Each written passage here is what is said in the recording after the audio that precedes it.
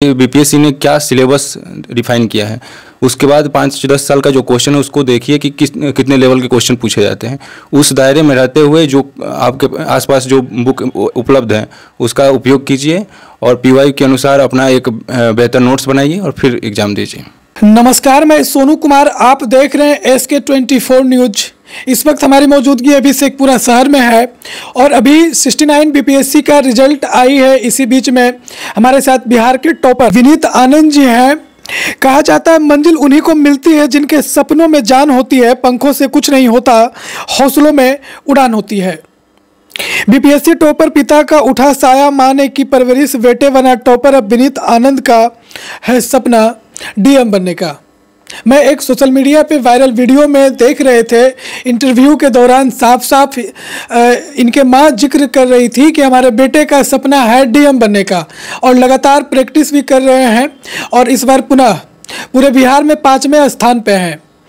SK24 news में आपका स्वागत है। जी बहुत बहुत धन्यवाद। कैसे हैं? बहुत अच्छे हैं और एंजॉय कर रहे हैं अभी। सबसे पहले तो आप पूरे बिहार में 5वें स्थान पे आए हैं, 69 का टॉपर आप रह चुके हैं, तो चैनल की तरफ से भी आपको ढेर सारी शुभकामनाएं और बधाई। जी बहुत बहुत धन्यवाद आपको। विनीत, आप तैयारी कैसे करते थे? जो बीपीएससी का स्टूडेंट है वो जानना चाहते हैं, युवा लोग जानना चाहते हैं कि आखिर आप तैयारी कैसे करते थे और कितने घंटे तक पढ़ाई करते थे और क्या क्या पढ़ना होता था, विस्तारित से बताएं आप। जी, मैंने मुख्यतः सिविल सर्विसेज के लिए तैयारी शुरू की, तो दोनों का ऑलमोस्ट पैटर्न सेम होता है और सिलेबस भी ऑलमोस्ट कॉमन है। तो मैंने यूपीएससी को टारगेट करके पहले तैयारी की और उसके जो जीएस के 4 पेपर हैं उसकी तैयारी पहले की थी। शुरुआत मैंने एनसीईआरटी से की थी और मेरी तैयारी बहुत पहले ही स्टार्ट हो गई थी। तो एक बार जब एनसीईआरटी पढ़ लिया तब मैं जो स्पेसिफिक बुक होता है उस पर मैंने शिफ्ट किया था और मुख्यतः जो सिलेबस के पॉइंट्स थे उस सभी पॉइंट्स पे मैंने अलग अलग बुक से जो कंटेंट बन सकता है उसको संक्षिप्त में मैंने बनाया। फिर जब बीपीएससी का जब भी एग्ज़ाम देना होता था तो इसके डिमांड के अकॉर्डिंग मैंने जो बिहार स्पेसिफिक क्वेश्चंस हैं उसको पीवाईक्यू से मैंने देखा और उसके अकॉर्डिंग एक संक्षिप्त नोट्स बनाया। और स्पेशली स्टैटिस्टिक्स जो है उसमें 72 मार्क्स का है, वो काफ़ी इंपॉर्टेंट रोल अदा करता है। तो इस बार मैं पहले तो उतना ध्यान नहीं देता था, लेकिन चौथा अटैम्प्ट था, मैं सोचा कि बहुत टाइम लग रहा है तो इस पर विशेष फोकस करते हैं। तो मैंने इस जितने भी पीवाईक्यू आए थे उसको 2 बार अच्छे से बनाया और उम्मीद है कि इस बार मेरा 72 मार्क्स पूरा आया होगा। तो कहीं ना कहीं जो बिहार के स्टूडेंट हैं जो बीपीएससी की केवल तैयारी करते हैं उनको यूपीएससी के पैटर्न के जो सिलेबस हैं उसके अलावा जो बिहार स्पेसिफिक है उस पर अगर विशेष ध्यान देंगे तो अच्छे रैंक लाए जा सकते हैं। और जहाँ तक पढ़ाई की बात है तो मैंने कभी टाइम बाउंड होकर पढ़ाई नहीं की, लेकिन मैं कंसिस्टेंट रहा, कभी पढ़ाई छोड़ता नहीं था।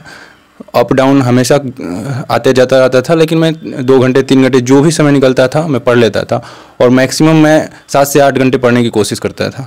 इसके अलावा अपने एक्स्ट्रा करिकुलर और कुछ एंटरटेनमेंट को साधन बना के अपने आप को दिल्ली के छोटे से एक रूम में पैक करके रखना, ये जो बैलेंस था इसको मैंने बना के रखा जो मेरी सफलता में ये सब योगदान दे रहा था। कितने घंटे आप तैयारी करते थे? हाँ सर, इस तैयारी का वो टाइम फिक्स नहीं था मेरा, लेकिन कोशिश रहती थी कि 6 से 7 आवर्स की कम से कम स्टडी हो जाए डेली। जी, मैंने आपका एक आर्टिकल लिखा था, उसमें जिक्र किया गया था कि आपका पहले भी बीपीएससी में रिजल्ट हुई थी, तो कौन सा पद मिला, उसमें आप ज्वाइन किए थे या नहीं किए थे? नहीं, इससे पहले मेरा सिलेक्शन नहीं हुआ था, मैं इंटरव्यू स्तर तक गया था और 7 मार्क्स से मेरा 66वीं में रुक गया था।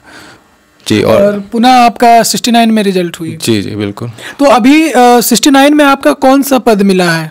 ये सहकारिता विभाग में असिस्टेंट रजिस्ट्रार का पोस्ट होता है, लेवल 9 का पोस्ट है और इसी से संबंधित है ये। सहकारिता रजिस्ट्रार का क्या काम होता होगा? जो सामान्य तौर पर मैंने जो इसकी समझ लेने की कोशिश की है उसमें पता चला है कि जो पैक्स होता है उसके रजिस्ट्रेशन और उसके रेगुलेशन और जो चुनाव पद्धति है उनके संचालन से संबंधित ये पद है। जो युवा बीपीएससी का तैयारी कर रहे हैं उनके लिए आपका क्या संदेश रहेगा? कहीं ना कहीं आप भी युवा है और बिहार का युवा काफ़ी उत्सुक है क्योंकि आप 5वें स्थान पे हैं, तो काफ़ी खुशी भी उन लोगों का हुआ होगा।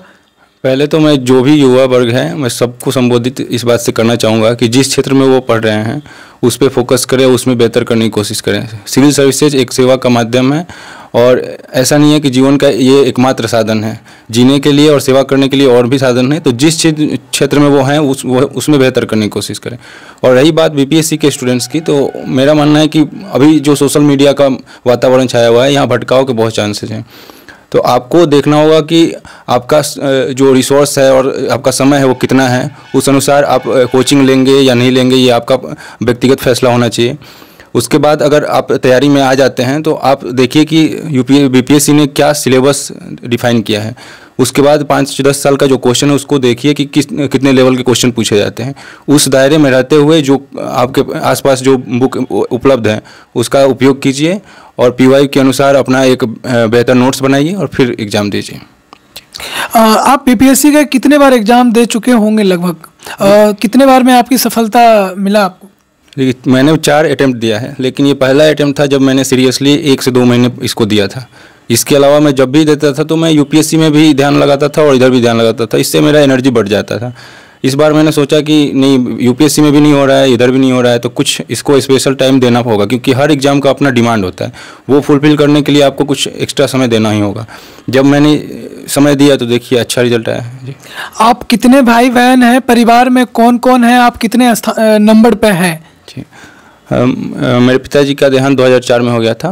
उसके बाद माताजी ने पालन पोषण किया है और मेरी 3 बहनें हैं, तीनों ही बड़ी हैं, मैं सबसे छोटा हूँ। सबसे ज़्यादा कौन सपोर्ट किए थे? 3 बहनें में आपके बहन एक पुलिस इंस्पेक्टर भी हैं जो बताया जा रहा है शेखपुरा टाउन थाना में पोस्टेड है, तो बहन के लिए क्या कहना चाहेंगे? सबसे ज़्यादा कौन सपोर्ट किए?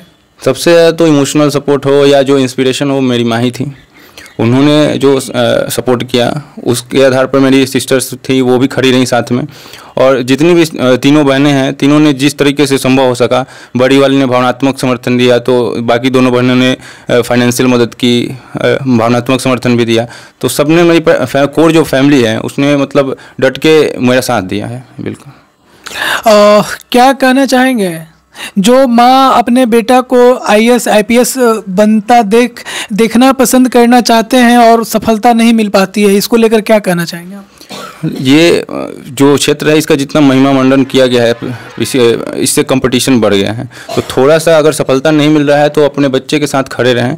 साथ में बच्चों को भी ये देखना चाहिए कि प्लान बी ऐसा होना चाहिए जिससे वो कम से कम स्टेबिलिटी फील करें। आगे चल के एकदम से क्या होता है कि फेल कर जाते हैं तो कुछ नहीं बचता है हम लोगों के सामने। तो ऐसा एक शुरू में ही प्लान बी कर लें। एटलीस्ट 2 अटैम्प्ट देने के बाद तो एक बार रिव्यू करें कि क्या मैं इसके योग्य हूँ, क्या मैं इस तैयारी के लिए सक्षम हूँ। अगर सक्षम है तो आप प्लान बी के एकेडमिक स्तर पर या टीचिंग हो या किसी भी क्षेत्र में जाके आप एक प्लान बी रख लीजिए। उसके बाद इसको अच्छे तरीके से दीजिए और सफलता धैर्य और अनुशासन से ज़रूर मिलेगी। और मैंने कि जो आप तैयारी कर रहे थे जिस समय आपका स्टूडेंट लाइफ था तो परिवार सपोर्ट कर रहे थे, मगर आप सर्विस में अब आ गए। बिहार में करप्शन काफ़ी ज़्यादा है, जिस डिपार्टमेंट में आप जा रहे हैं वो भी करप्शन का एक जड़ है। तो उस जो आप जब ट्रेनिंग के बाद आप ज्वाइन करेंगे तो करप्शन को लेकर कैसे काम करेंगे आप? देखिए, माना जाता है कि किसी भी विभाग का जो बॉस होता है ना, अगर वो अच्छा होता है तो नीचे के कर्मचारी भी बेहतर परफॉर्म करते हैं। तो मैं अपनी सूचिता बनाने की कोशिश करूंगा कि मैं अपने व्यक्तिगत लाइफ में इन चीज़ों से दूर रहूं और कोशिश करूंगा कि जितने लोग मेरे से प्रभावित हो पाए उनको रिश्वतखोरी और ये सब चीज़ों से दूर रखने की कोशिश करूँगा। जैसे अभी आप सुन रहे थे, विनीत बता रहे थे ये अपने संघर्ष की कहानी, स्ट्रगल की कहानी। और ये वीडियो जो तमाम बीपीएससी का अभ्यर्थी हैं जो तैयारी करना चाहते हैं उनके लिए एक मोटिवेशनल ये वीडियो है, उनके तक पहुंचाइए। जय हिंद।